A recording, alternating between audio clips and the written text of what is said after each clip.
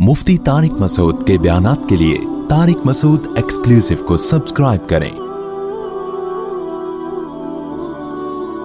Tariq Masood exclusive.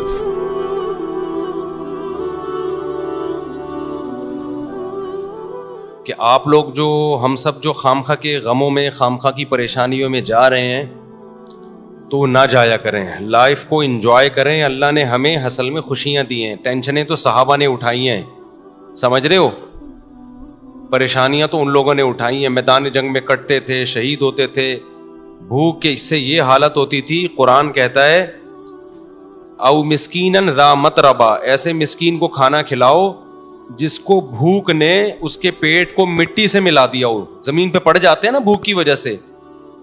वो लोग थे असल में जिनको परेशानी थी गुर्बत की, महंगाई की। हमें वो परेशानियां नहीं है, हम गरीबियों पे एतमाद करके बैठ गए हैं। तो खुश रहना सीखो। अल्लाह को ये ना टेढ़े मेढ़े चेहरे पसंद नहीं है। हर वक्त मुसीबत में यार ये नहीं हो रहा, ये नहीं मिल रहा, यूं नहीं मिल रहा, ऐसे नहीं हो रहा, ये अल्लाह को खुशी नहीं होती, अल्लाह को गुस्सा आता है। देखो एक बाप अपने बेटे को खिलाता है, पिलाता है, उसको मुख्तलिफ चीजें दे रहा है, बल्कि बाप से ज्यादा शौहर की मिसाल ज्यादा अच्छी तरह समझ में आएगी। एक शौहर है, अपनी बेगम को खिलाता भी है, पिलाता भी है, उसको शॉपिंग भी कराता है, उसको तमाम नेमतें दे रहा है। बेगम हर वक्त मुंह बना के बैठी रहती है। कितना गुस्सा आएगा ना मर्द को, क्योंकि हम लोग आदमी है ना, हम लोग को पता है इन चीजों का। कितना गुस्सा आता है ना, आदमी कहेगा बेगम कभी मुंह पे मुस्कुराहट भी ले आया करो, कभी अच्छा भी बोल दिया करो। एक आदमी किसी के घर गया, मेजबान ने कहा आइए खाना खाइए, मेहमान ने कहा नहीं नहीं नहीं, मेजबान ने कहा कभी अच्छा भी खा लिया करें, आ जाए खाना खा लें आप, ठीक है ना। तो कितना गुस्सा आता है ना आदमी को नाशुक्री बीवी पे। भाई बेगम कभी मुंह से अच्छा भी बोल दिया करो, तो उसको इतना गुस्सा नहीं आता, आपको इतना गुस्सा नहीं आता जितना अल्लाह को आता है कि इनको सारी नेमतें मिल रही हैं, सारी खुशियां खा रहे हैं, पी रहे हैं, सो रहे हैं। इनको टेंशन इसकी हो रही है मेरा बच्चा सिटी स्कूल में क्यों नहीं पढ़ रहा, बीकन हाउस में क्यों नहीं पढ़ रहा, और मुझे जाती घर क्यों नहीं मिल रहा। तो अल्लाह को गुस्सा आता है इन चीजों पे। तो अल्लाह को खुश लोग पसंद हैं, समझते हो। गमज़दा लोग अल्लाह को बिल्कुल भी पसंद नहीं है। गम सिर्फ एक उठाओ, आखिरत का। गम कौन सा उठाओ? आखिरत। मैं आपको बताऊं, हमने अल्लाह वालों को देखा है, उनको जब कोई दुनिया की मुसीबत पहुंचती है ना, तो उनको गमज़दा होते हुए शर्म आ रही होती है। गमज़दा होते हुए शर्म आ रही होती है कि अल्लाह को क्या मुंह दिखाएंगे। अल्लाह कहेगा इतनी खुशियां तुझे दी हैं। हमारे हजरत मुफ्ती रशीद अहमद साहब रहिमहुल्लाह आखिर उम्र में बीमार हो गए, तो जब कोई उनके पास अयादत के लिए जाता ना, तो एक आलिम आए, उनकी खिदमत में अयादत के लिए गए और कहने लगे आपको देख के बड़ी टेंशन हो रही है। तो हज़रत ने फरमाया मुझे तो हो नहीं रही, आपको पता नहीं क्यों हो रही है। उन्होंने फरमाया कि मेरी उम्र 70 साल से ज़्यादा हो गई है, अब भी बीमार नहीं होऊंगा तो कब होऊंगा बीमार भाई। अब तो इस उम्र में तो ज़्यादातर लोग मर चुके होते हैं, हम जिंदा हैं, इस पर गनीमत है भाई। तो टेंशन नहीं ले रहे थे वो, कह रहे अब भी नहीं बीमार होंगे तो कब होंगे भाई, अब तो बीमारी की उम्र है भाई, अब तो जो है गरीबी चल रहा है। फिर भी मानते नहीं थे कि मैं बीमार हूँ। ठीक है ना, उनको क्या मुझे शर्म आती है अपने आप को बीमार कहते हुए। बल्कि हजरत तो यहाँ तक फरमाया करते थे अगर बीमार हो ना दवाएं छुप के खाया करो, दुनिया को ना बताया करो मैं बीमार हूँ, मैं ये टैबलेट। आजकल दवाएं खाना फैशन बन गया है। जितना बड़ा आदमी होगा ना शुगर की गोलियां खा रहा होगा वो। ये एक फैशन है कि सर जो है सुबह ये टैबलेट लेते हैं, शाम को ये टैबलेट खाते हैं।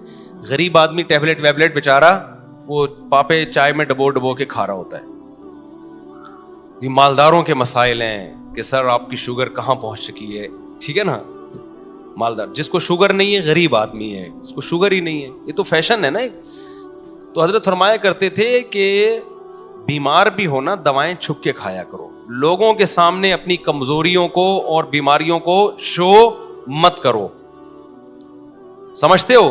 कहा कि सही है, बस हम ठीक हैं, बेहतरीन है। ये कुछ ज्यादा तकवा हो जाएगा, आप खा लें, ऐसा ना हो शुगर हो गई आप छुप के कहीं जगह नहीं मिल रही तो मर ही गए। अब जो दवाओं का आदी हो जाता है वो तो क्या छुप के खाएगा, वो तो खुलेआम खाता है। अच्छा, कुछ दवाएं नहीं है, वो कहलाती हैं दवाएं, जैसे मल्टीविटामिन गोलियां, ये कोई दवाएं नहीं है। अगर ये कोई खा रहा है तो ये कोई दवाओं की फहरिस्त में ये चीजें नहीं आती हैं। तो लेकिन जो बीमारियां हैं ना, जिसको लोगों ने बीमारियां समझ रखे हैं, उनको बीमारियां समझ लिया है, تو کوشش یہی کرو بھائی, ہم صحت مند ہیں, ہم سب ٹھیک, سب کیا چل رہا ہے, اوکے کی رپورٹ چل رہی ہے. جب کوئی پوچھا کرے کیا حالات ہیں, بولو سب اوکے کی رپورٹ ہے. رپورٹ کا لفظ میں اس لیے استعمال کرتا ہوں کہ رپورٹوں پہ لوگوں کو یقین ہوتا ہے. دیکھو آپ کسی سے پوچھ رہے ہیں کہ آپ کے جگر ٹھیک کام کر رہا ہے, لیور ٹھیک ہے, آپ کا کڈنی ٹھیک ہے, وہ کہے گا ہاں ٹھیک ہے. آپ کہیں گے رپورٹ ہے تمہارے پاس, لیب سے رپورٹ ہے, وہ کہے گا ہاں جی یہ رپورٹ ہے. تو رپورٹ دیکھ کے یقین آ جائے گا نا. تو صرف یہ نہیں بتایا کرو میں خیریت سے ہوں, آپ بولو میرے پاس خیریت کی باقاعدہ رپورٹ ہے. ٹھیک ہے. تو میں جب بھی کسی سے خیریت پوچھتا ہوں, میرے دوستوں کو پتا ہے کہ میں یہ نہیں پوچھتا آپ خیریت سے ہیں, میں کہتا ہوں سب اوکے کی رپورٹ ہے. وہ آگے سے جواب میں کہتے ہیں رپورٹ کیا ہے, اوکے کی. اس کا مطلب واقعی اوکے ہے, باقاعدہ رپورٹ ہے اس کے پاس. تو اللہ کا شکر ہے ہمارے پاس بھی رپورٹ کیا ہے, اوکے کی رپورٹ ہے. جب بھی کوئی مجھ سے, اور اللہ اوکے کی رپورٹ ہی رکھے بھائی, زیادہ شو بازیوں میں بھی نقصان ہوتا ہے. تو اللہ اوکے کی رپورٹ ہی رکھے, خوش ہی رکھے اللہ تعالی ہم سب کو. اچھا, مجھے لوگ اب نا تانے دینا شروع کر دیے لوگوں نے. پہلے جب میں بیان کرتا تھا نا اوکے کی رپورٹ ہے, 4 شادیاں 3 شادیاں, لوگ ایسے سنتے تھے ماشاءاللہ کتنا اچھا بیان. اب پتہ ہے کیا ہے, ابے اوکے کی رپورٹ تو ہوگی نا جب ریوو میں گھوم رہے ہیں. ہاں, جب پیسہ آ رہا ہے تو رپورٹیں کیا ہوں گی, اوکے کی ہوں گی نا. یہ جو کھلکھلا رہے ہیں ممبر پہ, یہ اس کے پیچھے کیا ہے, پیسہ ہے. تو میں کہتا ہوں کہ ہم تو اللہ کا شکر ہے خوشی ہیں الحمدللہ, ہمیشہ سے اللہ نے خوشی رکھا ہے. ہماری ضرورتیں اتنی محدود ہیں اور اللہ خوشی رکھے ہمیں. لیکن لوگ نا کسی حال میں الحمدللہ خوش نہیں ہیں. ان کو یہ ہے کہ پہلے پھٹ پٹی پہ گھوم رہے تھے اس کی ٹینشن, اب ریوو میں گھوم رہے ہیں تو اس کی بھی ٹینشن یہ لوگ لے رہے ہیں. تو یہ آپ کی ٹینشنیں ہیں, آپ جتنی چاہو بڑھا لو.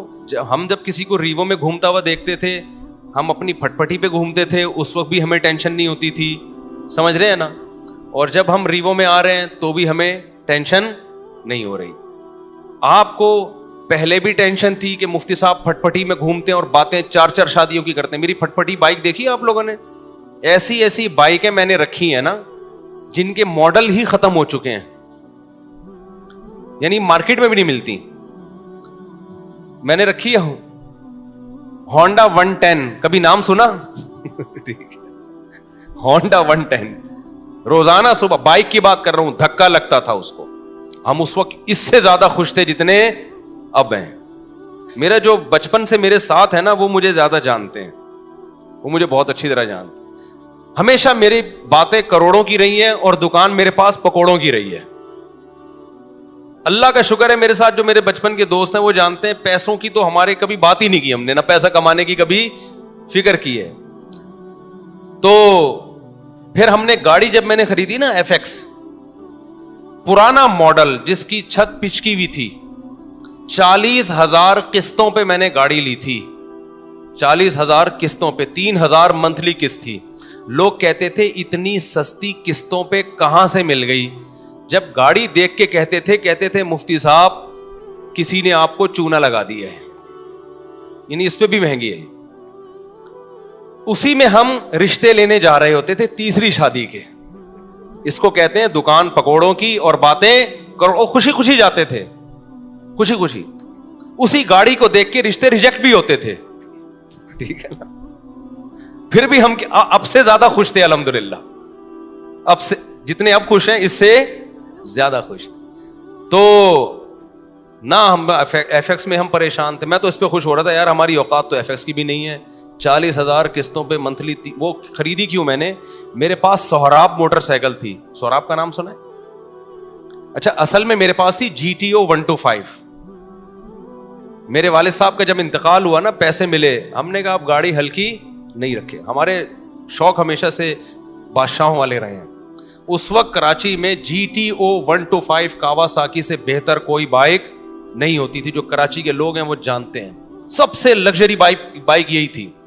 تو میں نے وہ خریدی تھی اور اس کو میں نے 20,000 کلومیٹر تک چلایا ہوگا کم از کم, کیونکہ 70 کلومیٹر تو جامعۃ الرشید آنے جانے کی ڈرائیو تھی میری نیول کالونی سے. ایسی لگژری بائک ہم نے رکھی ہوئی تھی. پیسہ بچاتے نہیں تھے ہم, اس کی ٹنکی میں ہی جو بھرنے میں پیسہ لگتا تھا. تو ہم نے ہمیشہ سے سوچا کیا ہے, اوپر ہی کا سوچا ہے. جس کو بچانے کی فکر ہوتی ہے نا وہ مالدار بننے کا شوق ہوتا ہے, وہ ٹینشن لیتا ہے. ہمیں مالدار بننے کا شوق شروع سے الحمدللہ تھا ہی نہیں. ہم نے کہا جو ہے یار انجوائے کرو لائف کو, بیویاں بھی رکھو, بائکیں بھی رکھو, ٹھیک ہے نا, اور کھاؤ بھی اچھا. 3 چیزیں ہمیشہ سے خاندانی رکھنے کی کوشش کی ہے میں نے. ایک, شادی پہ خرچ کرو. دوسرا, خوراک ہمیشہ ٹائٹ ہے میری, ایسی خاندانی خوراک ہمیں. بھائی زبان کی لذت جو ہے اس کا کوئی آلٹرنیٹ نہیں ہے. خوراک پہ کمپرومائز ہی نہیں کیا, ہمیشہ اچھا کھایا ہے الحمدللہ. میں کھاتا تھا نا مدرسے میں, جو طلبہ سمجھتے تھے بڑا ہی لینڈ لارڈ ہے کوئی, قرضے مانگ رہے ہوتے تھے مجھ سے, قرضے. اور جس وقت جس چیز کا دل چاہا کھا لیا. جتنے پیسے ہیں نا کھا لو بس, ٹھیک ہے, بچانے کے کیا کرنا ہے یار. تو ہم نے بائک رکھی ہوئی تھی, جب میں پیٹرول ڈالتا تھا اس میں ٹینکی بھرنے میں ٹائم لگتا تھا, لوگ دیکھتے پتہ نہیں کون لینڈ لارڈ ہے یہ, حالانکہ بس وہ پیٹرول ہی کے ٹوٹل پیسے ہیں, اب ختم. بچایا کچھ نہیں, کیونکہ ہمیں مالدار بننے کا بالکل بھی شوق نہیں تھا.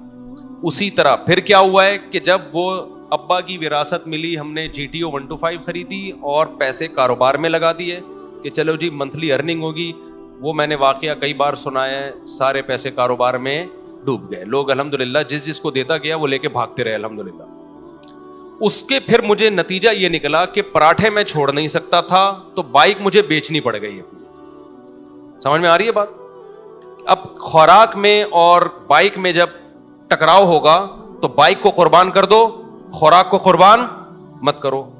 اچھا بچے بھی تھے گھر میں, ان کے بھی خرچے تھے. بائک بیچ کے پھر ہم نے سستی بائک خریدی سہراب, اب پتہ نہیں آتی, اتوار بازار نہیں ویسے پرانی.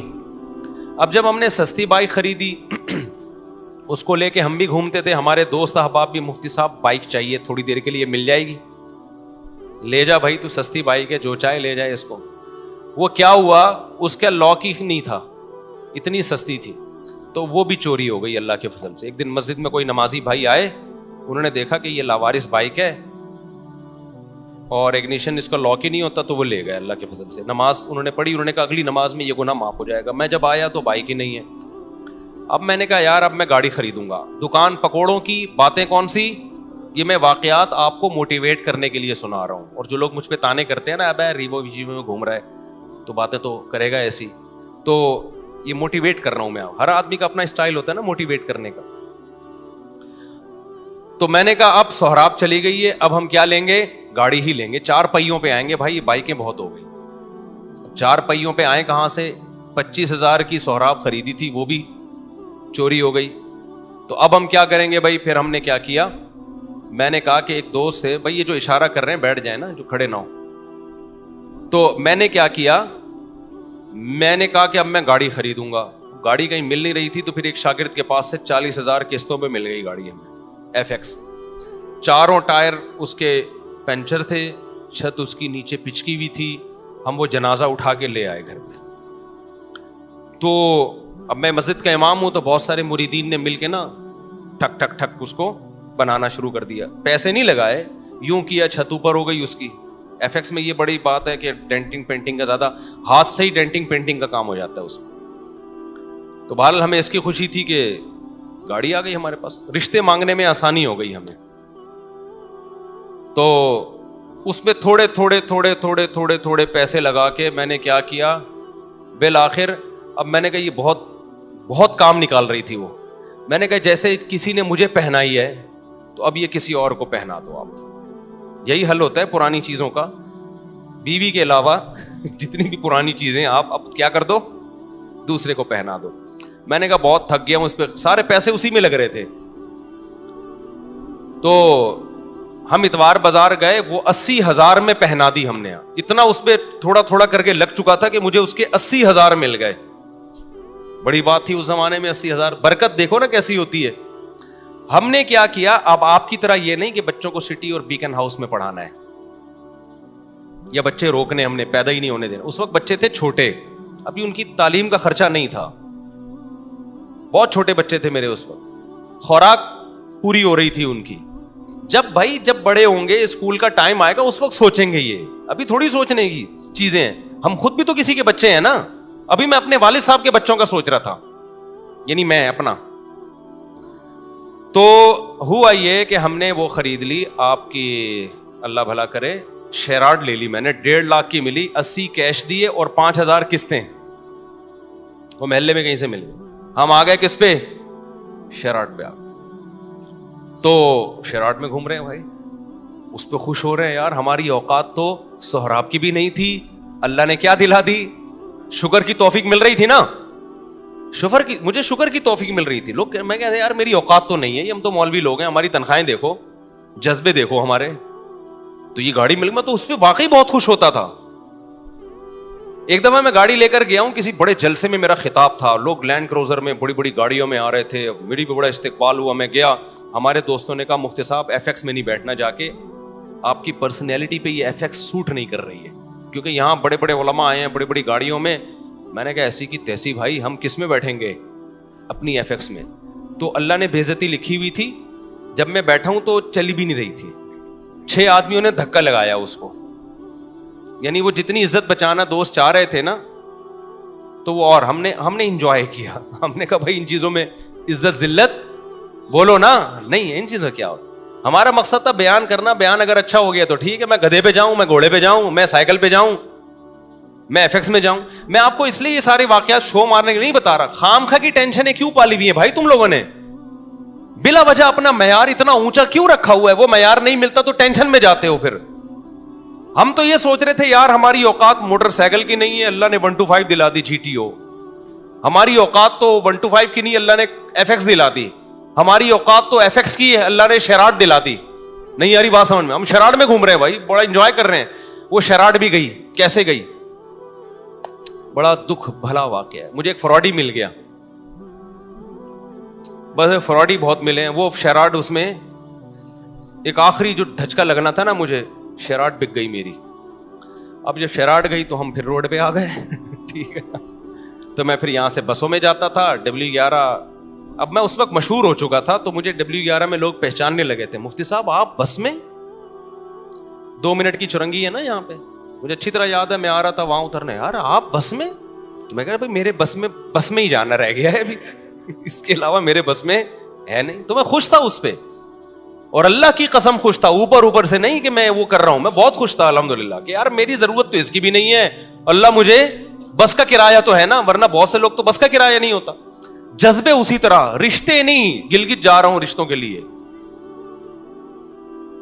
لوگ کہہ رہے ہیں آپ کے پاس ہے کیا؟ بھائی میری ٹوٹل میری یہ ارننگ ہے منتھلی, اس میں اللہ کا شکر ہے گزارا اچھا ہو رہا ہے, تو آپ کی بچی کا بھی گزارا ہو جائے گا. انہوں نے کہا نہیں ہوگا. ہم نے کہا جاؤ, نہیں ہوگا تو باڑ میں جاؤ. ٹھیک ہے نا, کسی کے سامنے بھیک تھوڑی مانگنی ہے, ایسی کی تیسی. اچھا خیر, پھر مل بھی جاتے ہیں رشتے. تو اسی غربت میں ہماری تیسری بھی ہو گئی الحمدللہ. کتنی ہو گئی؟ تیسری. اچھا بھائی, تو ہمیں اس کی بھی خوشی کہ اوقات ہماری ایک کی بھی نہیں ہے, اور شادیاں کتنی ہو گئی, ہو جاتی ہیں یہ, میں آپ کی بھی ہو جائیں گی, اور اچھے لوگ مل گئے مجھے. لیکن میں جیسے جیسے دیکھ رہا تھا کہ میری شادیاں ہو رہی ہیں, بچے پیدا ہو رہے ہیں, میری سورس آف انکم آٹومیٹیکلی بڑھ رہی ہے. ایسے ذرائع سے رزق مل رہا ہے جہاں سے تصور بھی نہیں تھا. ایسے ذرائع سے رزق مل رہا ہے جہاں سے تصور بھی نہیں ہے. اب میں ان کو واقعات سناؤں آپ کے ہوش اڑ جائیں گے, کیسے ذرائع سے.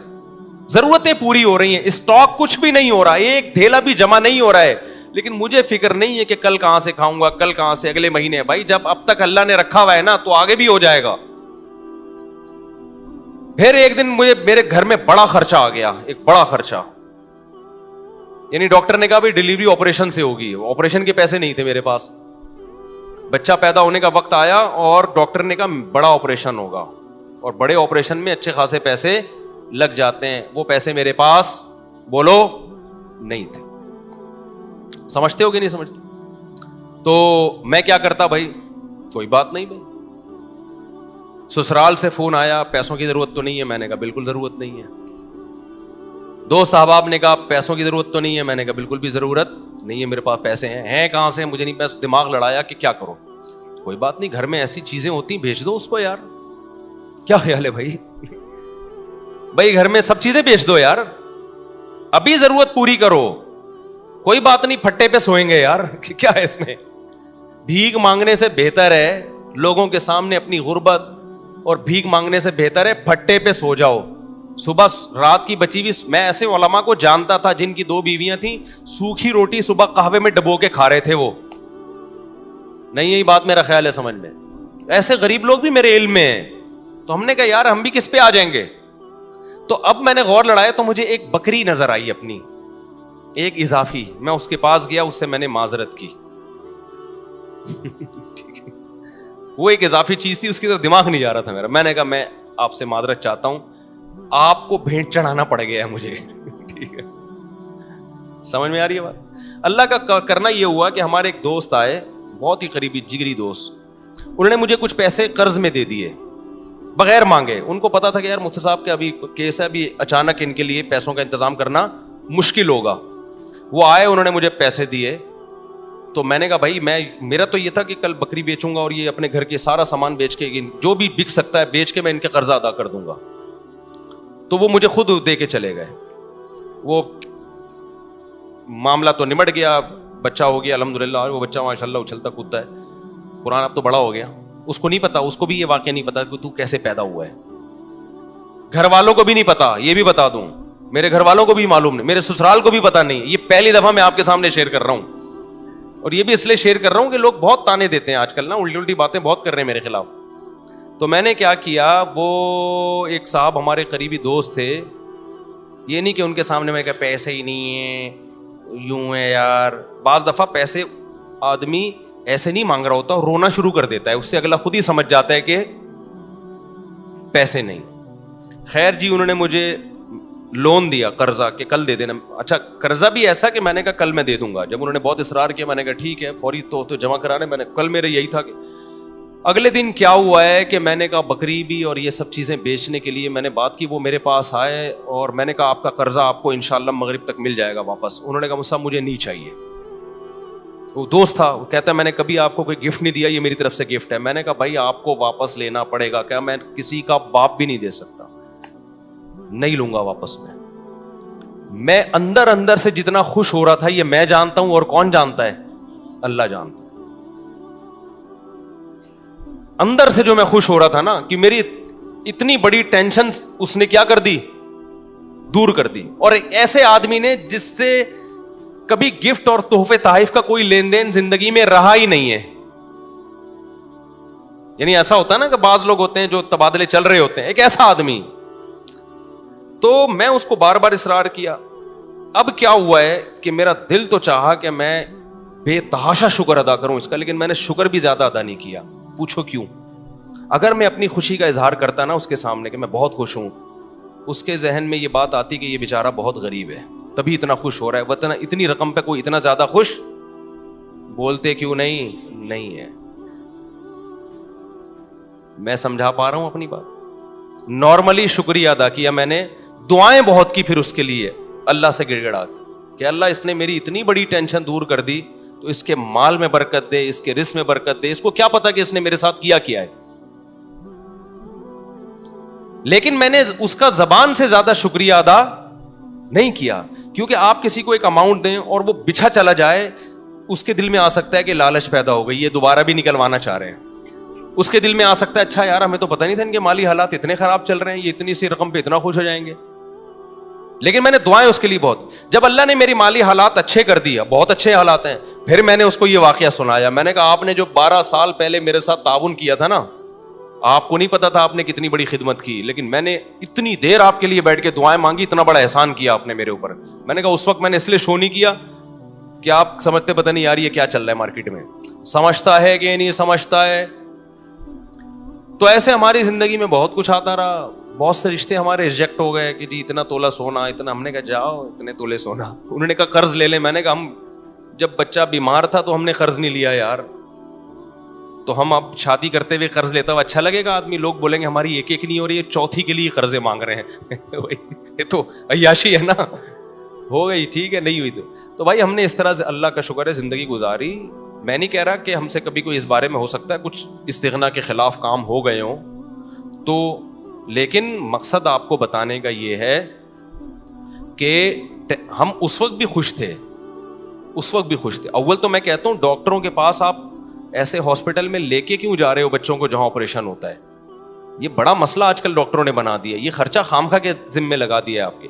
خیر, بچے بڑے ہوتے گئے تو سارے خرچے پورے ہوتے گئے الحمدللہ.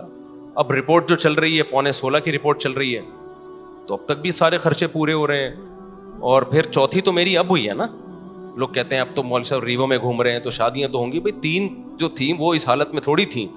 تو جب آپ بچانے کی فکر کرتے ہو, دولت مند بننے کی کوشش کرتے ہو, تو اسٹریس میں جاتے ہو. آپ کی بیسک ضرورتیں پوری ہوتی رہیں, خوش رہو, اللہ مزید پوری کرتا رہے گا. خوشیاں آتی رہیں گی, ٹینشنیں ختم ہوتی رہیں گی. اور میں اب بھی لوگوں کو کہتا ہوں کہ یہ جو میرے حالات ہیں کسی بھی وقت تبدیل بھی ہو سکتے ہیں. ایسی حالت اللہ کر دے, آزمائش میں ڈال دے کہ کھانے کو روٹی نہ رہے, اللہ بچائے ہمیں ایسی آزمائش, لیکن ہو سکتا ہے. پھر اس پہ یہ کوئی نہیں کہے کہ اچھا اتنی شادیاں, اتنے بچے, کھانے کو روٹی نہیں ہے. کوئی بات نہیں, ایک بچے میں بھی اللہ روزی چھین سکتا ہے اور 20 بچوں میں بھی اللہ روزی چھین سکتا ہے. آپ کو اللہ پہ یہ ایمان رکھنا ہے کہ رزق کا تعلق اولاد کے ہونے یا نہ ہونے سے, بیویوں کے ہونے یا نہ ہونے سے نہیں ہے. ہم نے ایسے لوگ بھی دیکھے 4 بیویاں خوش ہیں, اور ایسے بھی دیکھیں ایک بیوی کو کھلانے کے پیسے نہیں ہیں, اور ایسے کنوارے بھی دیکھیں کہ شادی نہیں کرتے پیسہ بچانے کے لیے, پھر بھی دیوالیہ ہو گیا ان کا. تو اللہ اگر عذاب دینا چاہے گا, ایک بچے کو ٹینشن بنا دے گا, اس کے کھلانے کے پیسے نہیں ہوں گے, اور کھلانے پہ آئے گا تو درجنوں بچوں کو بھی لگژری لائف دے دو گے تم. تو کبھی نسل مت روکو یہ سوچ کے کہ میں کھلاؤں گا کہاں سے. یہ پیغام ہے جو میں نے دینے کے لیے نا اتنی لمبی کہانی سنائی ہے آپ کو. یہ سچی کہانی ہے, یہ جھوٹی کہانی نہیں ہے. سمجھتا ہے کہ اس دور میں مجھے یاد ہے میرے پاس کمپنیوں کے اونر آتے تھے کہ آپ اپنا نام دے دیں اور ہم آپ کو اتنے % کمیشن دیں گے, صرف نام دے دیں آپ. مجھے لوگوں نے کہا مفتی صاحب آپ کا شہد کا بزنس ہے, آپ ایک دفعہ اناؤنس کر دیں. تو یہ کام میں نے نہیں کیا, کیونکہ مجھے یہ کام غیر اخلاقی لگتا تھا کہ میرا نام مشہور ہوا ہے مذہب سے, میں اس کو استعمال کروں تجارت میں.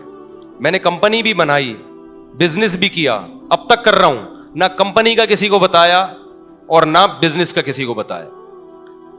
تو یہ میں اس لیے کہہ رہا ہوں, آج لوگ کہتے ہیں نا بہت یہ مولوی لوگ ایسے, مولوی لوگ, آپ مولویوں میں اٹھ کے بیٹھ کے دیکھو گے نا, کسی کے بارے میں 2-4 باتوں سے فوراً تبصرہ کر دینا ٹھیک نہیں ہوتا. جب تک کسی کے ساتھ رہو نہیں, ہم بار بار کہہ رہے ہیں ہم بہت نیک نہیں ہیں, لیکن جو پیسوں کی اور ان چیزوں کے الزامات ہمارے اوپر لگ رہے ہیں نا, اتنی تو صفائی میرے ذمہ بنتی ہے نا کہ میں دوں.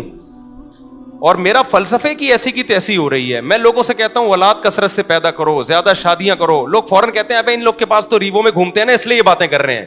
او بھائی جب ہم یہ باتیں کر رہے تھے ہمارے پاس رکشے کے پیسے نہیں تھے, اور اس وقت ہماری اولادیں بھی تھیں, بیویاں بھی تھیں. تو مجھے اس پہ غصہ آتا ہے کہ میری ساری جو 20 سال کی محنت ہے نا وہ لوگ 2 جملوں میں کیا کر دیتے ہیں, اڑا دیتے ہیں. تو پیسہ بھی اس میں, اولاد کی کثرت میں پیسے کا کوئی دخل نہیں ہے. تبھی تو دیکھو جتنا پیسہ ہوگا 2 بچوں کے درمیان وفا اتنا ہی زیادہ ہوگا.